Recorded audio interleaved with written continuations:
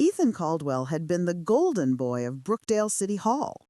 He was polished, ambitious, smiling in every campaign photo like he'd been carved out of confidence itself.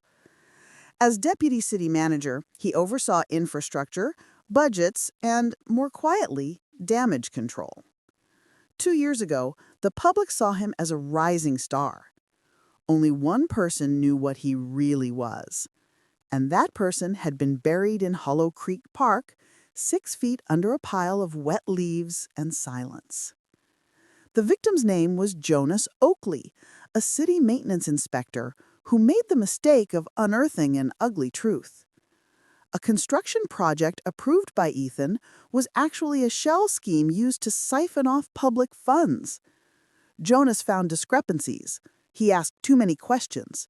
He confronted Ethan one rainy night in the park's maintenance shed, the smell of gasoline and soil thick in the air. "You think nobody sees what you're doing? You're stealing from the city," Jonas had said, voice shaking.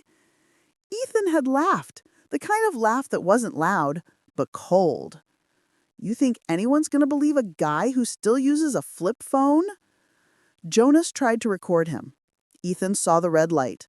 A struggle, a shove, a metal shelf collapsing, a sickening crack. Jonas hit the ground and never got up. Ethan stared at the lifeless body, chest heaving, rain pounding the roof like a drum. He buried Jonas in the woods at 3 a.m., mud clinging to his shoes like guilt that refused to let go. He wiped the shed, burned the gloves, deleted the security footage. Brookdale PD ruled Jonas missing. Case cold after 6 months. And Ethan? He was promoted. Justice? Not in this city. 2 years later, a normal morning. Ethan walked into his office with coffee in hand, humming, feeling untouchable. His career was flourishing.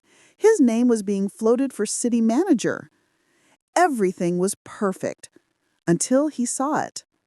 Sitting neatly in the center of his mahogany desk, no note, no envelope, just a black plastic stick placed with surgical precision. He froze. For a man who gave speeches without blinking, his hands trembled just slightly. He looked around. The office door was locked. Security cameras faced the hallway only. His window was on the 10th floor. No one should have been able to leave anything on that desk. He swallowed hard. He plugged it in.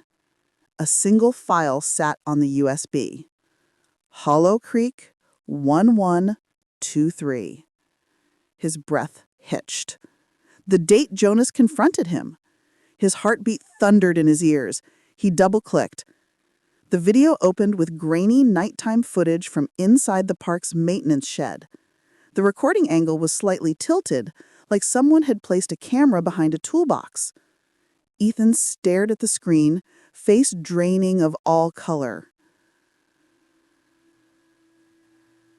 Jonas walked in. Then Ethan, the confrontation, the shove, the fatal impact. It was all there. The sound, the struggle, the moment Jonas stopped moving. It captured everything, even the burial. Even Ethan whispering, "You should have stayed quiet." Ethan slammed his laptop shut, chest tight, bile rising in his throat. "Who recorded that? Who had this?" he whispered to no one. "And why now?" The panic unfolds. His phone buzzed. A text from an unknown number. "Did you like the video?" Ethan's hands shook so badly he almost dropped the phone. He typed, "What do you want?" 3 dots appeared, disappeared, reappeared. "I want the truth to come out." Ethan stood, pacing. He wanted to smash the laptop, burn the USB, run. But the mysterious sender texted again. "Destroying it won't help. There are more copies." More? His knees weakened. Then one final message. I am watching you.